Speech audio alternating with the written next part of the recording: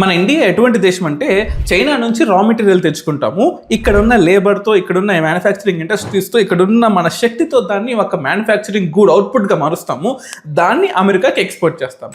ఇప్పుడు ఏమైంది, మనకు సప్లై చేసేవాడు, మన దగ్గర కొనుక్కునేవాడు, వీళ్ళిద్దరూ కొట్టుకుంటున్నారు. మనం విత్తచిప్పులు చూస్తూ కూర్చున్నాం. ఫ్రాంక్లీ చెప్పాలంటే మన పొలిటీషియన్స్ ఏమవుతుందిరా అంటే, మనకు అమ్మేవాడు కొనేవాడి దగ్గర, ఇన్ఫాక్ట్ చెప్పాలంటే వాడి మీద వీడు 125% వేస్తే వీడేమో 245% వేసుకుంటూ ట్యాక్స్లు వేసుకుంటూ కూర్చున్నారు. చివరికి అమెరికా ఎకానమీ పోతుంది, చైనా ఎకానమీ పోతుంది. కానీ ఇండియా ఎకానమీ ఏమైంది, అమ్మేవాడు లేక కొనేవాడు లేకపోతే షాప్ ఏమవుతుంది?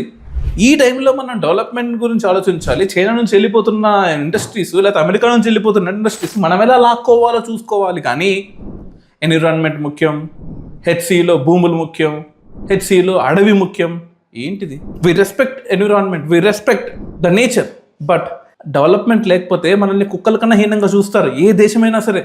మళ్ళీ మనం వెనక్కి వెళ్ళిపోదామా, ముందుకెళ్దామా? ముందుకెళ్దాము అంటే కొన్ని అడవుల్ని సాక్రిఫైస్ చేసుకోవాలి. చైనాలో అడవులు నాశనం అవ్వలేదా? గోబీ డెజర్ట్ అని చెప్పేసి డెజర్ట్ మొత్తాన్ని అడవిగా మారుస్తున్నారే. అమెరికాలో సిటీస్లో అడవులు లేవా? అడవులన్నింటినీ తీసేసి చుట్టుపక్కల విలేజెస్లో అడవుల్ని పెంచి పర్యావరణాన్ని కాపాడుకుంటున్నారే. మనం కూడా సిటీ పరిధిలో ఉన్న అడవుల్ని కొంచెం ఎక్స్టెండ్ చేసుకుని సిటీ బయట చేసుకుందాం అడవుల్ని. ఆ టెక్నాలజీస్ డెవలప్ అవుదాం. అంతేగాని మాకు కంపెనీలు వద్దు, మాకు ఐటీ వద్దు అంటే ట్యాక్స్ లేకుండా ఎట్లా వస్తాయి? మనకు వచ్చే ట్యాక్స్లు 20% కార్పొరేట్ ట్యాక్స్, 20%, 21% జిఎస్టీ, ఇవన్నీ కూడా సాఫ్ట్వేర్ నుంచి వస్తున్నాయి కదా. సో ప్లీజ్ దయచేసి సాఫ్ట్వేర్ని కాపాడండి, డెవలప్మెంట్ ముందుకెళ్ళండి. అడవులు ఇంపార్టెంటే, అడవులు లేకపోతే మనం బతకలేం, చచ్చిపోతాం, నిజమే.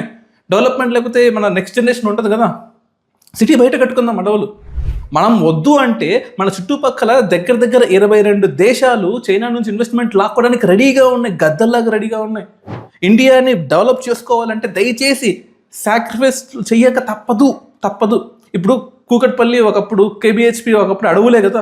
మరి ఇప్పుడు అడవులు కాపాడాలని చెప్పేసి బిల్డింగ్లను పగలగొట్టేద్దామా? ఐఎస్బి బిల్డింగ్లు పగలగొట్టేద్దామా? గచ్చిబౌలి స్టేడియంలో కూల్చేద్దామా? లింగంపల్లి ఆఫీసులు మొత్తం కూల్చేద్దామా? లేదు కదా.